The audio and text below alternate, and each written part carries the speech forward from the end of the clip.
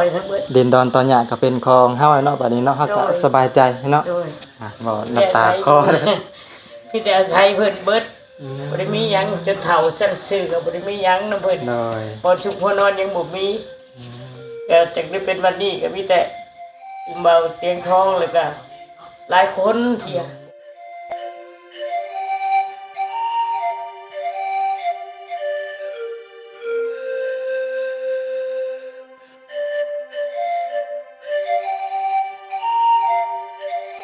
หลายเนาะน้ำตาแห่งความดีใจเนาะพี่น้องเอ้ย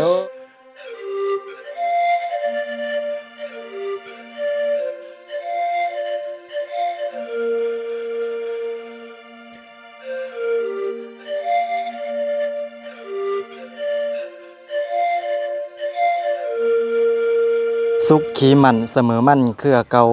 ความสุขลังเข้าความเศร้าให้ลังหนีเด้อเนาะพี่น้องเอ้ยกราบทักทายสวัสดีครับสวัสดีและสบายดีพ่อแม่พี่น้อง FC เบิร์ดสุขุสุขคนเด้อยินดีต้อนรับทุกคนเข้าสู่ช่องของบ่าวจิตบ้านโคกอีกแล้วสบายดีย่ำสวยๆเนาะตอนนี้บ่าวจิตก็ได้เดินทางมาอยู่ที่บ้านของอ้ายอะเนาะพี่น้องเอ้ยบ้านของอ้ายอะทว่า FC ที่ติดตามบ่าวติ่งทองสิฮู้ดีเนาะว่าเพิ่นเป็นไผอ้ายอะเนาะก็เป็นเคสหนึ่งที่น่าสงสารที่บะเตียเพิ่นก็ได้เข้ามาสดมาซอยสุดกำลังเลยเนาะพี่น้องเอ้ยเดี๋ยวไปเบิ่งทางเฮือนทางซานเพิ่นก่อนเนาะหากกะเฮ็ดแล้วหากกะสร้างแล้วมันมาดเลยเนาะพี่น้องเอ้ยก็คือแล้วเมื่อวานนี้ตามที่บะจิตได้ติดตามทางช่องของบะเตียงทองเพิ่นเนาะกะจวดจ๊าดแฮงอีหลีเนาะบ้านหลังนี้เอิ้นว่าเถียงนาก็ได้เนาะพี่น้องเอิ้นว่าบ้านก็ได้เนาะเพิ่นได้เร่งสร้างกะใช้เวลาประมาณ5 มื้อเนาะก็ถือว่าจวดจะรวดเร็วทันใจอีหลีพี่น้องเอ้ยนี่เนาะบ้านกระทัดรัดหลังงามเดี๋ยวมื้อนี้บัดจิตสิแวะมาเยี่ยมมายามทางไอ้อาจก่อนเนาะนี่เนาะพี่น้องเอ้ยอันนี้ก็เป็นบ้านหรือว่าเฮือนของไอ้อาจบัดจิตได้เดินทางมาครั้งแรกก็ซื้อกับข้าวกับน้ำมาฝากมาต้อนเพิ่นเนาะพี่น้องเอ้ยเดี๋ยวสิเข้าไปเบิ่งทางเฮือนทางซ่านเพิ่นก่อนเป็นแนวใดเนาะบาจิตก็ติดตามแต่ในช่อง YouTube มาเบิ่งตัวจริงก่อนมื้อนี้บ หากก็เฮ็ดแล้วมันมากเลยเนาะนี่ก็ถือว่าขนาดกระทัดรัดเนาะขนาดพอดีพี่น้องพอดีอยู่พอดีส้นบ่ใหญ่จนเกินไปเนาะก็คือที่เพิ่นเว้าเนาะนกน้อยสร้างรังแต่พอตัวว่าซั่นพี่น้องนี่พอดีงามเลยเนาะบาจิตเข้ามาพอดีก็เข้ามาบ่ถึกหรอกเนาะพอดีว่าได้ถามทางน้ำนี่แหละบ่าวพัดไส้บ่เป็นจังไดสบายดีอยู่บ่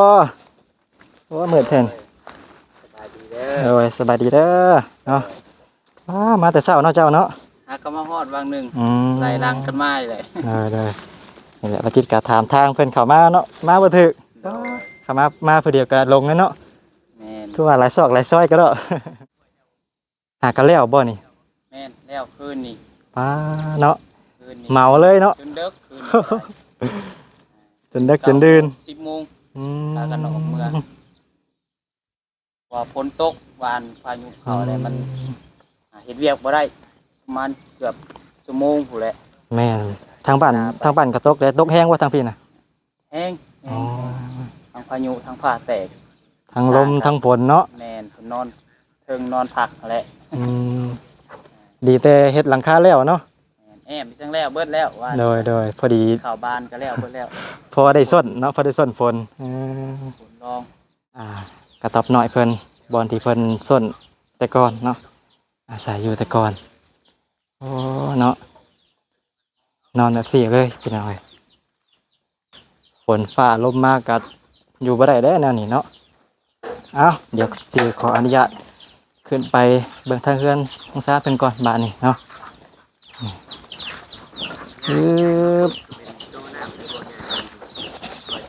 ขออนุญาตขึ้นเบิ่งเฮือนหน่อยเด้อ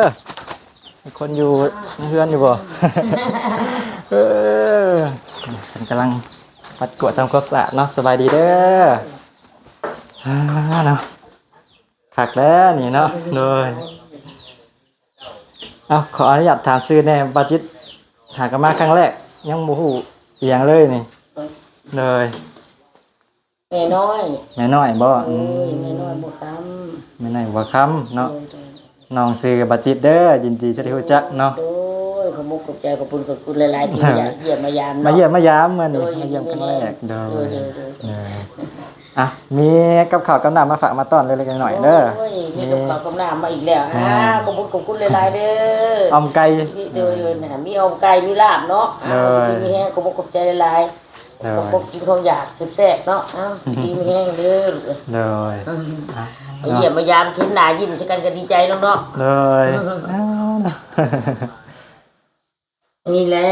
อันนี้ก็เพิ่นมาเฮ็ดให้เนาะ เลยหากก็แล้วมันหมาดเลยเนาะ โดยฮะก็แล้วมื้อคืน เนี่ นี่ ย แห เมื่ ละ อคืนนี่ แล้วมื้อคืนนี่ก็วัน10 โมงบ่หรือเกือบ10 โมงประมาณนี้แหละเพิ่นก็เร่งจะให้แล้วหน้าผ้าหน้าฝน แม่นเนาะ โดยขอบคุณขอบใจเพิ่นหลายๆคือกัน ฝ่าฝนกระลงเนาะวานนี่ โดยถ้าสิมาก็มาก็ขอบคุณขอบใจน้ำที่มาเยี่ยมมาคอยมาเบิ่งมา เล เยี่ยม ย เนาะขอบคุณขอบใจบ่มีหยังก็มาเยี่ยมมายามก็ดีใจเลยได้ เลยตะกี้แม่ก็อาศัยนอนอยู่บนนี่บ่ บ่ลูกคุณนี่ครับ อยู่ทางส่วนพุ่นเนาะ แม่นมันทางคุณบอลมีก็กล้วยดิแม่นเป็นกล้วยก็เฮือนหลังน้อยๆเฮือนหลังน้อยๆ อันนี้ก็คือมาสั่งให้สัวข้าวบ่นี่ทางบ่เตียงมาสั่งให้บ่ เฮ็ดเอง เฮ็ดเองเลย อันหลังจากก็สิได้เห็นมาเฮ็ดในนี่เนาะ โดย ได้ไม้เฮือนเก่าดิ อันนี้บ่ โดยไม้เฮือนเก่าเลยปลุงปูเป่าฮะน้อยๆแน่ๆนะแม่นเบิดเลย อันนั้นก็อยู่ดินนั่นน่ะก็ดินเพิ่นแล้วก็ขออยู่ดินทุ่งนาเพิ่นลูก โดย ขออยู่ดิน อันนี้ ทุ่งนา ดินพื้นนี่กับของเพิ่นบ่หรื อั อน ว่า นี้ดินพื้นนี่หันเพิ่นซื้อให้ อ๋อเพิ่นซื้อให้แล้วเนาะ โดย FC นี่แหละเพิ่นซื้อให้ เพิ่นก็หลาย สาธุ คน นำเนาะ หลายคนหลายคลิปเพิ่นซื้อให้ อืม 52,000อันนี้หั่นแหละก็พร้อมด้วยเฮือนพร้อมด้วยเฮือนพร้อมดินพร้อมหยังทุกอย่าง ถือว่าเป็นของเอื้อยเนาะดินพื้นนี้เนาะ โดยเพิ่นซื้อ โดยครับ แล้วก็หลายคนเพิ่น FC เพิ่นเห็นแล้วเพิ่นตนแล้วเพิ่นก็เลยพากันมาซื้อมาหยังให้ก็บ่จักดอกบ่เว้าบ่เป็นดอกแม่หั่น เลย ก็ถือว่าเป็นของเอื้อยเนาะ โดย ของ ทั้งสร้างเฮือนสร้างคือจังไงเลยพร้อมมันดินกองอย่างกับแม่นเบิดเพิ่นลุมกันดี เลย หลายคนห เนาะ ลายคน นี่ก็ถือว่า เพิ่น เฮาก็ เพิ่นอยากซอยก็มีซอยเฮือนก็มีซอยไม้ซอยตอกก็มีแล้วเป็นเฮือนหลังนี้นี่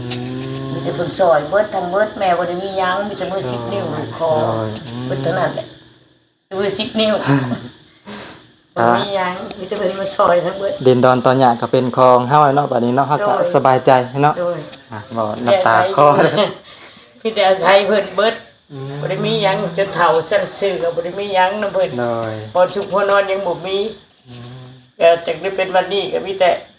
อุ้มเบาเตียงทองแล้วก็หลายคนที่บ่ฮู้ชื่อนะ โอ้ยอย่าให้ไม่ทำให้นำนี่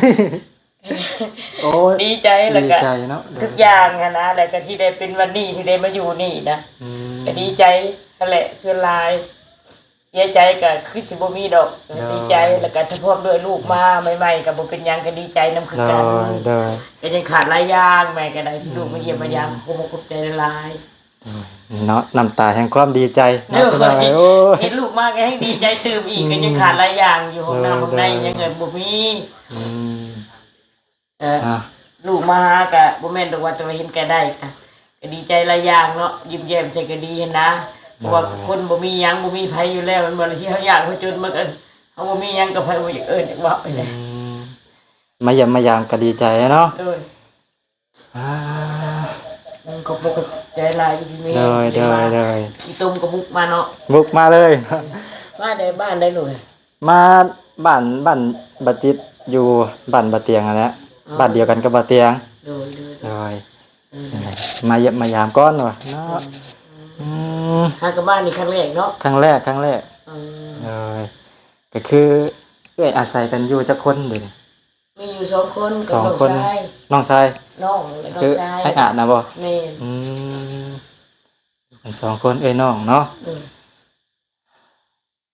ดินดอนตอนหยาก็บ่มี บ่มีหยังเบิด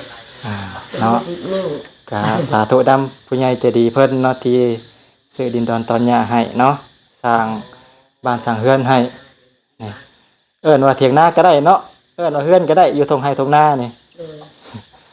เอาขออนุญาตย่างเบิ่งก็ได้เด้อ เลยย่าง โอ้ยนี่เนาะหักเฮ็ดแล้วมันมะเลยนี่ถือว่าเพิ่นก็เฮ็ดให้คักเติบได้นี่นั่นนาเนาะ แม่นะ นั่นนาฝ่าฝนก็เข้ามาบ่ได้ดอกสำนี่อ้าวอืมคักแบบขนาดกระทัดรัดพอดีอยู่พอดีเศร้า มันก็เผาเฮ็ดเล่งใช่ไหม โดยนอนแล้วบ่เอื้อยคืนนี่ ยัง ยังบ่ทันได้นอนเนาะ เอาเป็นพิธีก่อน โดย พิธีให้พ่อของแม่ซื่อๆมื้อเช้านี่เอาที่นอนขึ้นมา อืม พิธีซื่อ เนาะ ๆทำให้เป็นพิธีแต่เช้ามีน้ำมีอันบ่นอนเลย โดยเฮ็ดพิธีแล้วเรียบร้อย เนาะ เนาะ วางพุทธของหัวเด้ เอาเนาะเดี๋ยวสิเข้า ไปเยี่ยมไปทักทายทางให้อาจก่อนพี่น้องเอ้ยติดตามแต่อยู่ในช่อง YouTube เนาะหากก็มาเห็นสบายดีเด้ออ้ายเด้อ สบายดีเบาเตียงทอง แม่นอันนี้อันนี้บัดจิตเด้อ ใส่เสื้อบ่เตียงมาซื่อๆมื้อนี้ โดย กาเป็นจังไดอ้ายสบายดีอยู่บ่ สบายดีอยู่แต่ปกติแข็งแรงมันเลย มบ่ค่อยแข็งแรง คือว่าเป็นหยังเป็นโรคหยัง พากินสันเบาจิต โอ้กินซันขออนุญาตติดไมค์เลยอ้ายเด้อขออนุญาตสอบถามหน่อยจักหน่อยเด้อ โดย คืออ้ายอ่านนี่อายุจักปีแล้วเดี๋ยวนี้ 50พอดีแล้ว โอ้ เบาย จิต 50แล้วเนาะเอิ้นพ่อก็ได้ตัวนี้เนาะ ได้ลุงก็ได้พ่อก็ได้ เอิ้นเดียวกับพ่อของบัดจิตเลยเนาะพี่น้องเอ้ย โดย แต่คือตอนนี้อาศัยอยู่กันกับเอื้อยกันอยู่บ่ กับเอื้อย อยู่กัน2คนเนาะเพื่อนกาแล้วเรียบร้อยเนาะ แล้วเรียบร้อยแล้ว แล้วหมาดๆเลย โดย ขออนุญาตถามเนาะอันว่าไผเป็นคนมาพ่อให้พ่อคนแรกหรือว่า อันนี้ผู้ขาร้องขอไปเอง ลองขอ ร้องขอไปทางเบาเตียงทองกันหลายซ่องอยู่หลายทานอยู่ร้องไปทางหลายทานอยู่เบาแสนก็ร้องไปเบาเสียงน้อยเบาลีเบาจันก็ร้องไป อืม โดย แล้วบาเตียงก็เลยเข้ามาเนาะ เบาเตียงก็เลยเข้ามาดูแล เข้ามาเบิ่ง โดย โดย พร้อมกับทีมงานเพิ่น โดยเข้ามากะจวดจ้าดอีหลีเนาะเฮ็ดจักมื้อนี่ ได้แล้วก็4 มื้อ 4 มื้อปา โดย ดไวคักอีหลีเนาะทางสั่งกับทีมงานคุณภาพพี่น้องเอ้ยทางไอเตียงก็เล็งเลยเนาะคือว่าอยู่จนค่ำจนมืดบ่วานนี่ โดยจนเกือบ10 โมงเมื่อคืน โอ้โถเนาะ เพิ่นจะปิดงานเลยเพิ่น ปิดงาน มีงานหลายอย่างเพิ่นจะไป เลยเนาะแต่คือพอเป็นมาจากปีแล้วนี่ ปีนี้เขาปีที่ 4 แล้ ปี ว ที่สี่โอ้ เนาะ มันเป็นอะไรก็โรคอันนี้นะ มันสั้นนี่แหละ มันสั้น มันสั้นเป็นบางเวลาว่าหรือว่าสั้นตลอด ถ้ามาเป็นบางเวลาบ่มันก็บางเวลา อ๋อ คันเฮาตื่นเต้นก็สั้นแฮงคันเฮาบ่ตื่นเต้นก็บ่สั้น อืมมันเป็นเองมันเนาะ มันเป็นเองมันได้เบาเว้ย บาจิตก็เห็นหลายคนอยู่ที่เป็นโรคอันนี้ โดย เนี่ยมันสันอีกวันเนาะเฮาบ่อยากเป็นเนาะอายเนาะ โดย ก็ดีอกดีใจนํเนาะได้ดินดอนตอนหญ้าได้เฮือนได้สร้างบัดนี้ก็คือสิสบายใจแล้วเนาะ โดย อ๋อค่ะ หารักตัวนั้น โดยนี่ ก็ไปหัวพุ่น อ๋อพอดีแบบนี่เนาะประมาณนี้ โดย เดือนของเพิ่นเลยนี่โดยอนุโมทนาสาธุนํเพื่อผู้ใหญ่เพิ่นเนาะ สาธุ โดยโอ้ดินพุ่นกะจักรถเพิ่นเอามาให้ 10 รถบ่ 10รถป๊าดโถ พอดีฝนตกมาใส่เลยเนาะเหนียว คนตกมาใส่เหนียวคักปันยังก็ซาบ่ได้เลยถ้ามันแห้งสักหน่อยวันจะสิซาเบิด สะถมเดินนี่เนาะถม ซาเข้ามาตารางเฮือนนี่แหละบ่ ตาราง เตียง เฮือน เพิ่น มันเพียง เพียง เลยเนาะมื้อนี้ก็เข้ามาแวะมาเยี่ยมมายามทางอ้ายอะซะเนาะเอิ้นอ้ายอะก็แล้วกัน โดย มาเยี่ยมมายามครั้งแรกเนาะมาเจ็ดก็ได้มื้อแรงก็คือสิได้เข้าไปนอนเลยเนาะ โดย เพราะว่ามื้อเช้านี้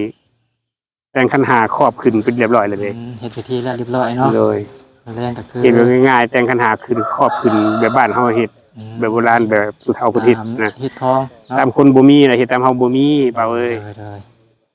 เฮามีจังได๋เฮาก็เฮ็ดจังซั่น แต่งกันหาแล้วตอนแรกก็สิได้ขึ้นไปอยู่ไปนอนบัดนี้เนาะบ่ให้มันแน่นหนาคักบัดนี้วันนี้ก็พอดีฝนตกมาใส่เนาะ ชุ่มฉ่ำดีเป็นหยัง ซ้ำ นี่แหละเนาะทางบ่เตียงเพิ่นก็เลยอยากเร่งให้มันแล้วเพราะว่าช่วงนี้ก็ยามฝนเนาะ โด เดิ ย นทางบ่มีบ่อนอยู่กระต๊อบน้อยอันนั้นก็ฝนมากก็อยู่บ่ได้แล้วเนาะ โดย โดยเนาะมายามเพิ่นมานี่ก็มี FC คอมเมนต์มาบอกบัดจิตอยู่เนาะว่าให้มาตัดผมให้ทางไอ้อาบแน่ว่าซั่น ตัดตินบ่บ่จิ บัดจิตเป็นสร้างตัดผมได้นี่นะเนาะ FC เพิ่นก็เลยอยากให้มาตัดให้แน่ผมยาวแล้วว่าซั่นได้เฮือนหลังใหม่หลังงามแล้วก็ตัดผมให้ใหม่แน่ว่าซั่นเนาะ บ่ เลยกะพอดีเธอปัตเตอร์เลียนตรงเลยมาอยู่เดี๋ยวกะซีตัดให้เนาะ โดย เลยคลิปนี้ก็คือสิมีเพียงสำนี้เพื่อแหละคลิปหน้าเนาะสิไปตัดให้เพิ่นถ้าติดตามรับชมเด้อเนาะพี่น้องเอ้ย โดย เลยเอาระเบิดขึ้นแล้วบัดนี้